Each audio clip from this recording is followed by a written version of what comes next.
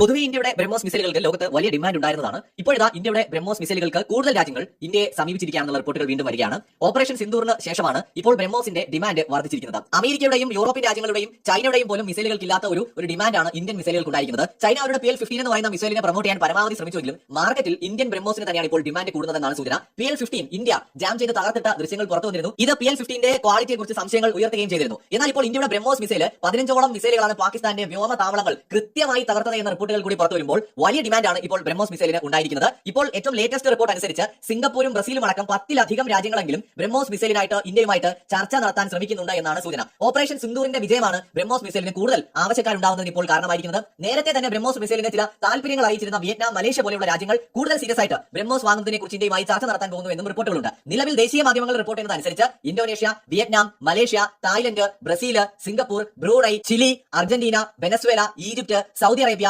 UAE, Qatar, Oman, ദക്ഷിണാഫ്രിക്ക, Bulgaria എന്നീ രാജ്യങ്ങളും ഇതിന് പുറമെ മറ്റ് ചില രാജ്യങ്ങൾ കൂടി ഇത് വാങ്ങുന്നതിനായിട്ട് ഇന്ത്യയെ സമീപിക്കുന്നുണ്ട്. പുറത്തു വന്ന പേരുകൾ അനുസരിച്ചാണെങ്കിൽ 17ഓളം രാജ്യങ്ങളും അതിന് പുറമെ പേര് വെളിപ്പെടുത്താത്ത ചില രാജ്യങ്ങളും ഇന്ത്യയുമായിട്ട് ചർച്ച നടത്തുന്നുണ്ടെന്നാണ് സൂചന. 2022 $375 മില്യൺ കരാറ് ഫിലിപ്പൈൻസ് ഇന്ത്യയുമായിട്ട് ഒപ്പുവെച്ചിരുന്നു. അങ്ങനെ 2024 ഇന്ത്യ ആദ്യഘട്ട മിസൈലുകൾ, ബ്രഹ്മോസ് മിസൈലുകൾ ഫിലിപ്പൈൻസിന് കൈമാറി.